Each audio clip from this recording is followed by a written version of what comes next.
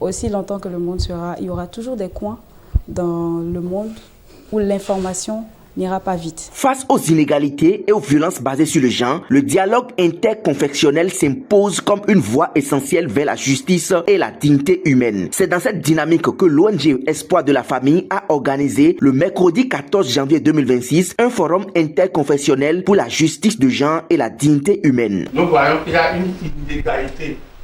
Surtout les hommes n'aiment pas que les femmes soient au courant de tout ce qui entoure leur santé. Donc, c'est pas on parle de l'inégalité.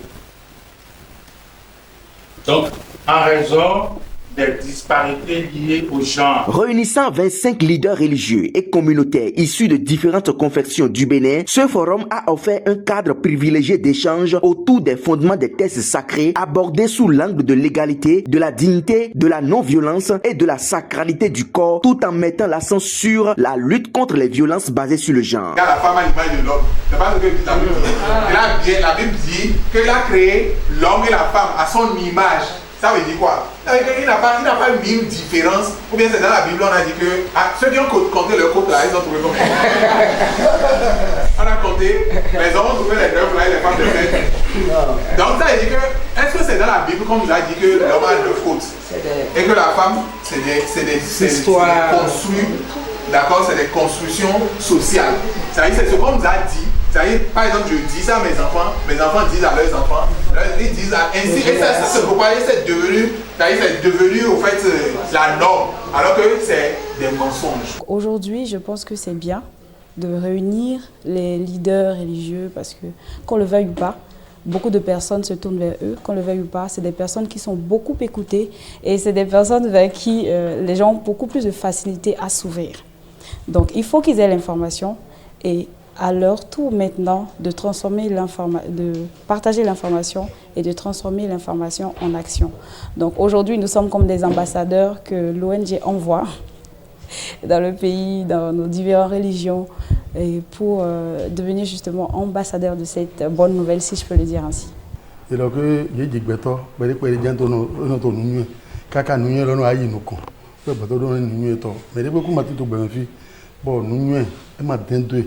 eden pere mi aten ko ka mi ado nyonu nyo le mi do ko egbe lo nu de mi kun egbe le po mi mo ro nu jonu e bo ina avantage me le po to gbe lo me yin lo gan yi gbon mo be na yan be me lo po na yan alo eto sunu na yan deete nyonu na yan deete o vile lo su era mo dona deete. Résultat, la plus grande voit bien, la moyenne voit moitié et la plus petite ne voit rien. Équité. Tout à l'heure. Oui. Équité, on ajuste la hauteur du tabouret en fonction de la taille de chacun. Comment gérer cette période-là? On leur donne des informations. Bon, c'est vrai qu'il peut y avoir des ratés dedans, mais toujours est-il qu'on amène le couple à comprendre. Ouais, mais aller prendre des produits, c'est des risques. Des fois, les gens prennent des produits et pourtant, il y a la grossesse. J'en prends des produits et il y a la grossesse. Par exemple, j'ai eu ce cas-là. C'est vrai qu'on lui a donné les informations, mais elle a pris des produits et pourtant elle est tombée enceinte. Ouais, donc, c'est leur montrer, appeler un agent de santé doué pour leur montrer comment calculer ou bien comment respecter cette période de fécondité. Des femmes et des jeunes ont également partagé des témoignages édifiants sur l'impact des services en santé sexuelle et reproductive ainsi que des actions de soutien aux survivantes de violences basées sur le genre. À l'issue des travaux, une déclaration d'engagement interconfessionnel a été adoptée réaffirmant la volonté commune de promouvoir la justice de genre et de défendre les droits des femmes et des filles. Planifier sans considération là, je ne sais pas si ça peut marcher. Ça, bon. Parce que à l'église, moi je suis pasteur et je suis responsable d'une dénomination. Nous demandons aux fidèles d'avoir une seule femme, mari d'une seule femme. Et nous connaissons, nous les hommes. Et ma femme va me demander maintenant de planifier ça, aller faire consultation, je ne peux pas, ça ne peut pas marcher. Parce qu'à tout moment, je dis les besoins de mon épouse, elle doit être d'accord. Et c'est ce que la Bible a dit. Donc comment je vais faire ça? Donc, c'est les deux qui vont de pair, selon moi. En tout cas, nous, moi je suis baptiste. Et je suis responsable de la dénomination au niveau régional. Nous-mêmes, nous invitons les docteurs pour les enseigner ça. Et moi, mon épouse a fait. Ça nous aide à planifier, non seulement planifier, et avoir un peu d'enfants. À un autre moment, nous sommes là maintenant. Tu vas demander aux fidèles de faire multiplier. J'ai beaucoup de témoignages par rapport à ça. Et franchement, partout où je passe, et grâce aux enseignements que je reçois et aux informations, ça m'aide à apporter la lumière sur cette question de violence basée sur le genre. Déclaration finale des leaders religieux engagés dans la prévention des violences basées sur le genre au Bénin. Nous, leaders religieux réunis dans le cadre de l'atelier de mobilisation pour un plaidoyer communautaire contre les violences basées sur le genre, VBG, organisé par l'ONG Espoir de la famille avec l'appui financier et technique de Faith to Action Network dans le cadre du prix d'excellence de la foi pour la justice 2025. Conscients de notre responsabilité morale, spirituelle et sociale, affirmons notre détermination à œuvrer pour la dignité, la protection et le bien-être de chaque personne dans nos communautés. Guidés par nos valeurs religieuses qui exaltent la paix, l'amour, la justice, la protection des vulnérables et le respect de la vie humaine, nous reconnaissons que les violences basées sur le genre constituent non seulement une violence grave des droits humains, mais également une offense aux principes fondamentaux de nos traditions religieuses. En conséquence, nous déclarons ce qui suit. 1. Nous nous engageons à devenir des voix actives et courageuses contre toutes les formes de violence basées sur le genre. Dans nos sermons, enseignements, causeries, conseils matrimoniaux et actions communautaires. 2. Nous nous engageons à sensibiliser régulièrement nos fidèles afin de déconstruire les normes sociales et croyances erronées qui encouragent ou justifient la violence. 3. Nous nous engageons à promouvoir des relations fondées sur le respect, la dignité, l'égalité et la protection mutuelle, en rappelant que la violence n'est en aucun cas compatible avec nos valeurs religieuses. 4.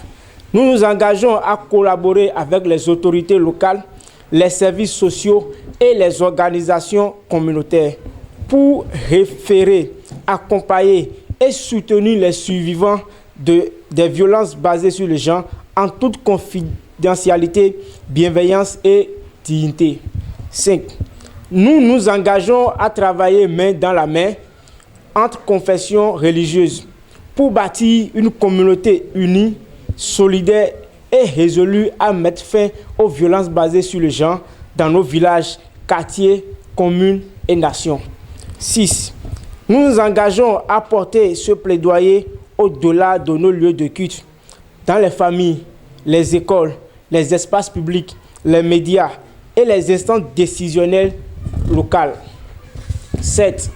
Nous affirmons notre volonté de suivre et d'évaluer les engagements pris afin de garantir une action durable, efficace et ancrée dans le réel. Convaincus que la foi, lorsqu'elle est portée avec responsabilité, peut transformer les cœurs et les communautés, nous proclamons que la lutte contre les violences basées sur le genre est un devoir spirituel, moral et citoyen. Ensemble, nous prenons cet engagement pour un Bénin plus juste, plus sûr et plus respectueux de la dignité humaine. Puisse Dieu nous donner la sagesse, le courage et la force d'accomplir cette mission. Déclaration finale des acteurs religieux engagés contre les violences basées sur le genre, VBG. Forum interconfessionnel pour la justice de genre et la dignité humaine. Nous, leaders religieux, responsables communautaires et représentants d'organisations engagés pour la dignité humaine, réunis en atelier au Bénin le 14 janvier 2026, considérant la persistance des violences basées sur le genre au Bénin et leurs conséquences dramatiques sur la vie, la santé, la sécurité et l'épanouissement des femmes, filles et familles, rappelant notre devoir moral, spirituel et citoyen de protéger chaque être humain sans discrimination et de promouvoir la justice, la paix, la compassion et la dignité, affirmant la place essentielle des communautés religieuses dans l'éducation, l'orientation, l'accompagnement et la transformation sociale. Déclarons ce qui suit. Notre engagement moral et spirituel. Nous nous engageons à promouvoir au sein de nos communautés un discours religieux fondé sur le respect de la dignité humaine, l'égalité, la non-violence et la protection des personnes vulnérables. Nous rejetons fermement toute interprétation, pratique ou tradition qui justifie, minimise ou banalise les violences basées sur le genre. Notre engagement communautaire. Nous nous engageons à sensibiliser nos fidèles sur les violences basées sur le genre, leurs formes, leurs conséquences et les voies de recours. Donc si j'ai un mot à l'endroit des organisateurs, c'est merci et félicitations. Et que ce soit des trucs qui se perpétuent, que ce soit des choses qui reviennent toujours, autant que possible, plusieurs fois l'année, s'il le faut.